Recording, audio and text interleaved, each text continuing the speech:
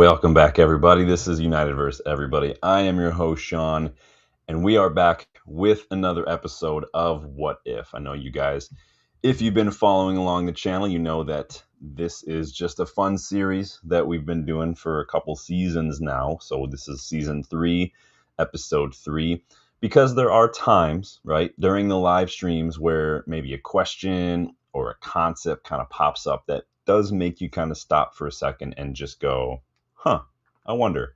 You know what I'm talking about, right? The moments that make you would just imagine what might have been, the what if moments. That's what we're here to explore on this series. We're back with episode 11 to explore what might have been had Sir Alex Ferguson followed through on his plan to retire at the end of the 2001-2002 season.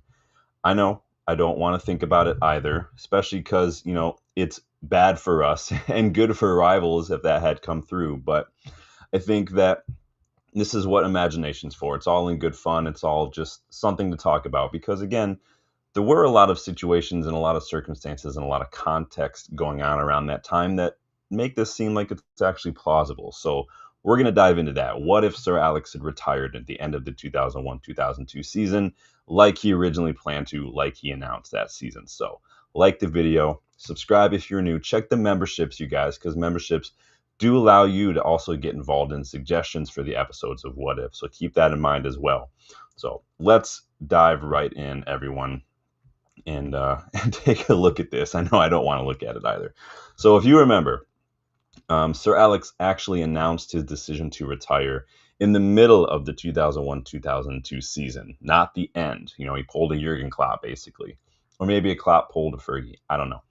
As Fergie's contract was set to expire at the end of that season. And again, the announcement itself is something Sir Alex admitted later on was a mistake. It did have a negative impact on United's performances that season. Take note, Jurgen.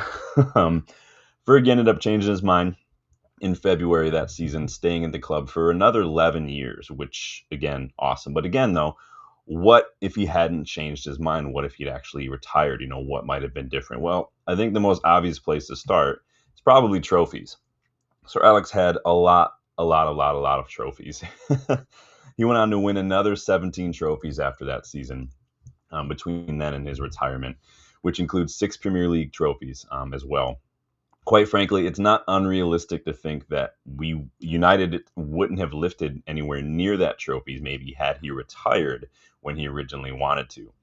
On those trophies, though, without Fergie to guide us to all that silverware, quick sidebar, silverware is another term for trophies, by the way, in case there are any Spurs fans watching.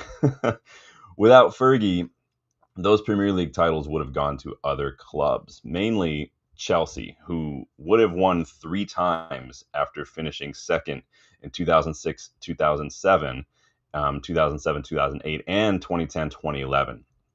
Ancelotti would have had another major trophy, which, he was Chelsea manager back then, so would have definitely put him even sooner into that upper echelon, I think, of managers when it comes to success. Go check episode 1 to learn how that would have impacted United as well. Maybe if Sir Jose Mourinho had not gone to Chelsea when Ancelotti left. Go check that one out. But Fergie retiring 11 years earlier would have also led to an absolute tragedy, which would have been Liverpool probably lifting the trophy in 2008-2009 after finishing second place. I know. I don't want to talk about it anymore either. Shh. It's okay. You're safe. I'm here. Find a happy place. Find a happy place. Even there, though, Arsenal would have ended up winning the league in 2002, 2003. And then also, as well, City would have ended up doing that again in 2012, 2013, which would have been Fergie's final season when he won the league one last time. Aside from missing out on a few trophies, 17 trophies to be precise, United would have missed out on a few players as well. No one important, just, Cristiano Ronaldo and Wayne Rooney. That's all. No big deal. They were all right back then, I guess, right? Without Fergie and the trophies that we won with him leading the charge, with United playing the way they were playing, with us pretty much just doing what we wanted to do in English football and even in Europe at the time, i.e. the 2008-2009 Champions League final, It's highly unlikely we would have been able to beat other interested clubs to the signatures of Ronaldo and Rooney. You know, Rooney was a big hot prospect up and coming at Everton. Ronaldo was not quite. Obviously, we made Ronaldo. He wasn't there, but again, I think Fergie definitely pushed hard for that signing as well. Not to mention later on the likes of Robin van Persie, who came here because he wanted to work with Sir Alex. Rio, Nemanja Vidic, Patrice Evra, Van der Sar, or Park Ji-sung. You never know what could have happened with any of these players as well. And conversely, who would have known how those careers of those players would have looked had they not signed for United as well. But that brings us to the man who might have had to replace Fergie. Now, we already explored what this might have looked like in 2013 had we hired a manager other than David Moyes. Again, go check out that episode of What If. But at this point in time, the 2002, it wouldn't have been Jose, it would have been Louis van Gaal. After it was revealed in 2014 that LVG was going to be taking over from David Moyes, he actually admitted on Dutch television that he was in line to succeed Sir Alex back in 2002. Instead, Louis van Gaal ended up taking over at Barcelona, returning to the club that he occupied, that he was manager at between 97 and 2000. If you guys remember, way back when, fans of a certain vintage might remember that. But at United, if Van Gaal would have come in 2002, the Naughties would have been a little different era for the Red Devils. We would have seen a little bit more of a European brand of football compared to the fast-paced, very like counter-attacking 4-4-2 that Fergie made famous. That really was, getting people out of their seats at United. Likely, you probably would have seen like a 4-3-3 or 4-2-3-1, something combination of that. Bit more structure, a bit more positional discipline in the side as well, a bit more total football, like we later saw under Van Gaal. I think Ruben Nistelrooy would have still been the focal point of the attack. I think Ryan Giggs would have been pushed off to that left-hand side as well. Beckham, I think, probably still would have been moved on because I just don't think that he would have got on very well with Fergie.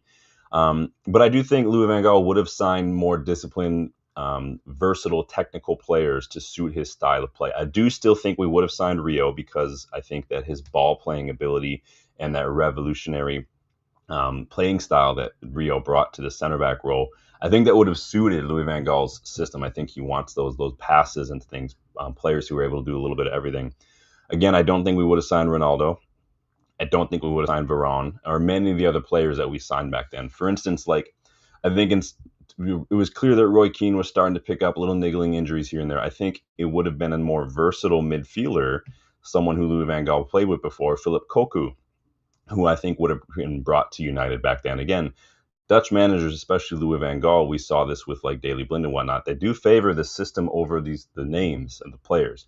And Cocu would have been an excellent pick. He knew him from his first stint at Barcelona, Louis van Gaal, and I think Cocu's ability to play multiple roles and contribute on and off the ball, something Louis van Gaal really appreciates, I think that would have suited the way we were trying to play.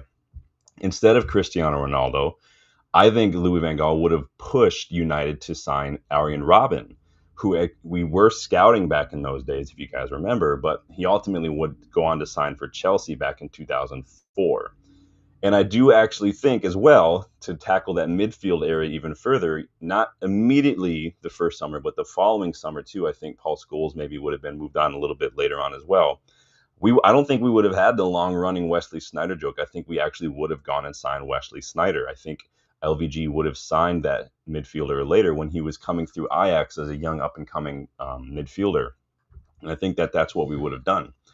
And then I think you also would have seen some of the youngsters that United already had in the academy coming through even sooner as well. I think you would have seen guys like Darren Fletcher, who is, again, another versatile, hardworking, disciplined, technical midfielder.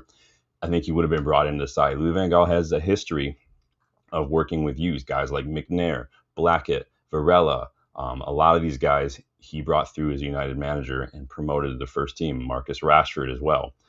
Overall, though, I think we would have seen a little bit more of a disciplined, technical side at United under Louis van Gaal compared to what we saw under Sir Alex Ferguson. The challenge for Van Gaal would have been to bring back the glory days, create a legacy to rival that greatest manager in the history of English football, Sir Alex, which again, it's hard to compare, but that's what his job would have been, really. It's impossible to say how successful Van Gaal would have been after Fergie, but I think back then he was doing a good job at Akmar, doing a very good job at Bayern Munich, and I think that it's you maybe suggested he wouldn't have done badly, different eras, but again, it could have also gone exactly like it did when he was at United from 2014 to 2016 as well. Yes, we won an FA Cup, but a lot of people were not happy with the style of football we were playing. But who's to say if a decade less of Fergie would have impacted that or not? I don't know. Finally, so we looked at some players, we looked at the manager. The big what if had Ferguson retired. Ownership of Manchester United. Now remember, this was pre the Glazers when Ferguson announced this. In March 2003, a little over a year after Ferguson's decision to stay at Old Trafford, that's just when Malcolm Glazer bought his first stake in Manchester United. He purchased a £9 million stake in the club, which is roughly 3% of the business. And that was really the first domino in what was one of the most famous takeovers in football history. There's no doubt that Sir Alex post 2002 success was a major contributing factor in the Glazer family's aggressive acquisition. United were in a bit of a free fall during what was to be Sir Alex's last season. Remember the announcement, Ferguson admitted that wasn't really helping things. If that free fall had continued, the team might have been a much less attractive commodity for Malcolm Glazer. But again, Ferguson rebuilding, starting over fresh, and getting us back to where we were, that's really what sparked Malcolm Glazer's interest and got him upping his stake and eventually gaining complete control of the club in 2005. You can also go back and check out season 2 What If finale to see how it would have gone had that not happened either. Ultimately, a success starved United would have been a sadder place for the faithful, but there is a chance that the club might have had a different owner. The grass is always greener, right? I mean, just 3 years after that, Sheikh Mansour purchased Man City. So who's to say that he wouldn't have bought Manchester United, had the club maybe been floundering in a post-Ferguson apocalypse, maybe not have been so expensive. But maybe that's an episode of What If that we can touch back upon on a different day. You never know. Hint, hint, spoiler alert. So again, had Sir Alex followed through on his decision to retire at the end of the 2001-2002 season, it's difficult to say what might have happened. But again, we can go back and look at what has happened, what we've heard straight from people involved, i.e. Louis van Gaal, and think he was going to take over. These are the players that he was bringing to Barcelona and who he's worked with. These are the players he probably would have brought to United. We also would have missed out on some players that some of us have grown to know and love, like Cristiano Ronaldo. But I do think that we would have definitely seen a little bit more European style, a little bit more controlled, technical, positional discipline. Who's to say if that would have been successful? Who's to say how that would have impacted ownership? No one knows. But it is fun to think about, right? Maybe not, actually, when you think about it. But in any case, this has been another episode of What If, you guys. Please make sure you like the video. Please make sure you subscribe. Check those memberships as well to learn how you can get involved in suggestions for episodes of What If. That is the best way to do that. Love to hear you guys get involved. I know there's members out there. Let me know what you think. Go check out the UVE store as well. Tons of designs in there. Until next time, you guys, we've got season finale of season 3 coming up sometime soon. So keep a lookout for that. And I will have another scouting report special for you guys soon. So till then, you guys, take it easy, and I will talk to you later.